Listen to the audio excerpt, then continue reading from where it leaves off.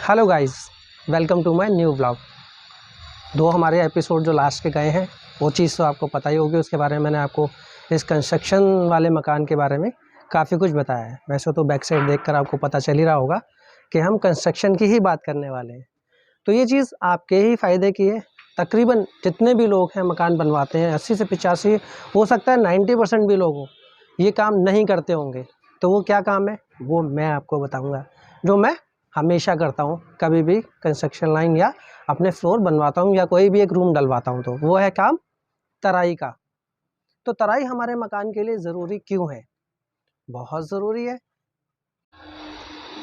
तो तराई हमारे मकान के लिए इसलिए ज़रूरी है, जिस तरीके से आपने देखा होगा कि जब तक सीमेंट की बोरी सूखी पड़ी है तो सीमेंट एकदम पाउडर जैसा बना रहता है। उससे पानी पड़ता ही वो एकदम सख्त और पक्का पत्थर जैसा हो जाता है। तो सोचो कि जब एक बार पानी पड़ने पे वो सीमेंट इतना पक्का और मजबूत हो जाता है, तो अगर हम उसमें बार बार पानी डालेंगे तो वो कितना मजबूत होगा।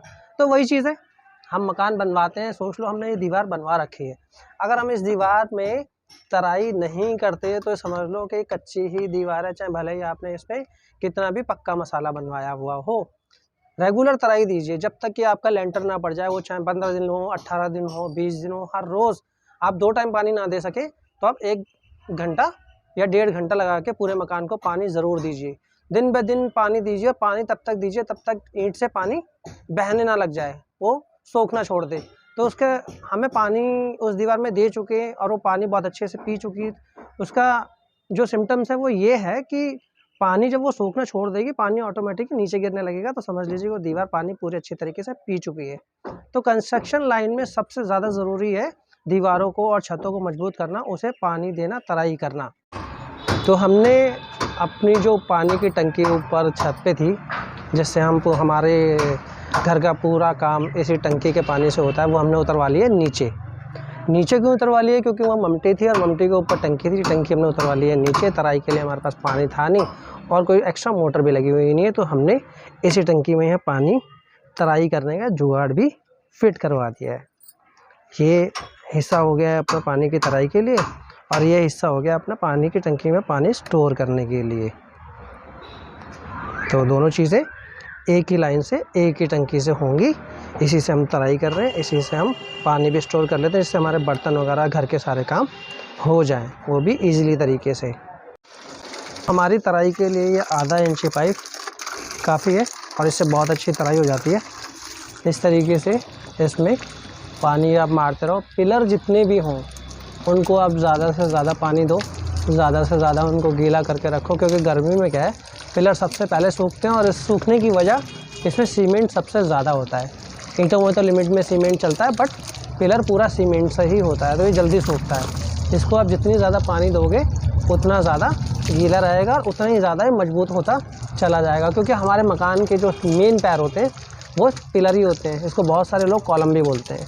तो सीधी सिंपल सी बात है, जितना आप इसको पानी देते जाओगे, जैसे जैसे गर्मियों में क्या होता है ना, जल्दी जल्दी दीवारें सूखती हैं, तो इसका मतलब आप 2 घंटे में, 2.5 घंटे में, 3 घंटे में पानी दे सकते हो। बहुत सारे लोगों के पास जैसे समय नहीं है तो आप पानी एक बार दे सकते हैं। सुबह सुबह, जैसे शाम को लोग बहुत आते हैं अपने ड्यूटी वगैरह से, काम पे से, तो वो टाइम नहीं दे पाते क्योंकि बहुत लेट सवेर हो जाते हैं।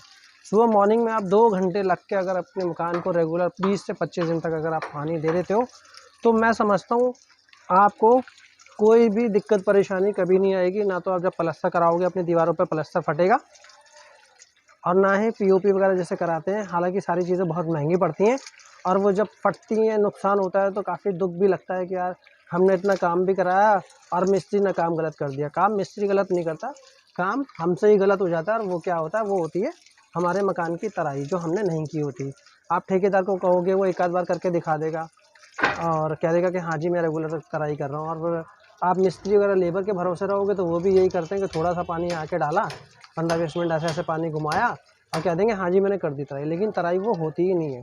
तराई में पूरे 50 गज के मकान में कम से कम 2 से 2.5 घंटे लगते हैं, जो मतलब और ढंग की तराई होती है। तो मेरा सीधा सिंपल सा एक फंडा है आपको सिर्फ इतना सा बताने का कि आप अपने अगर नया मकान बनवाते हैं, चाहे वो 1 मंजिल बनवाएं, 2 या 4, 5, जितने भी मंजिल बनवाएं, आप उस पर तराई का ख़ास ख्याल रखें, किसी के भरोसे ना रहें। किसी ने कह दिया कि हमने तराई कर दी है, नहीं, आप उस तराई को खुद से चेक करो। सुबह चाहे एक अलग से एक्स्ट्रा लेबर रख लो जो आपके पूरे मकान की तराई कर सके, दोनों टाइम तीनों टाइम जब आप उसे पैसा दे ही रहे हो तो। जहाँ आप लाखों रुपए खर्च कर रहे हो तो 10-20 हज़ार रुपये और खर्च कर लो, ताकि आपकी जो मकान की दीवारें हैं, पिलर्स हैं, वो इतने मजबूत हो जाएं कि सालों साल ना हिले ना डुले और फिनिशिंग भी बनी रहे। ना प्लास्टर फटेगा, ना पीओपी फटेगी, ना ही कुछ और। तो तराई का कितना महत्व है इस मकान के अंदर, ये आप अच्छे से जान गए होंगे। तो आगे से कभी भी आप इस मकान को बनवाएं या अपने कोई भी कंस्ट्रक्शन स्टार्ट करें, खाली प्लॉट बनवाएं, तो इस बात का ख़ास ख्याल रखें कि हमें उस मकान में रज के तराई करानी है या रज के तराई करनी है, जिससे आपका मकान मजबूत बना रहेगा। तो चलो मिलते हैं नेक्स्ट वीडियो में नेक्स्ट टॉपिक के साथ।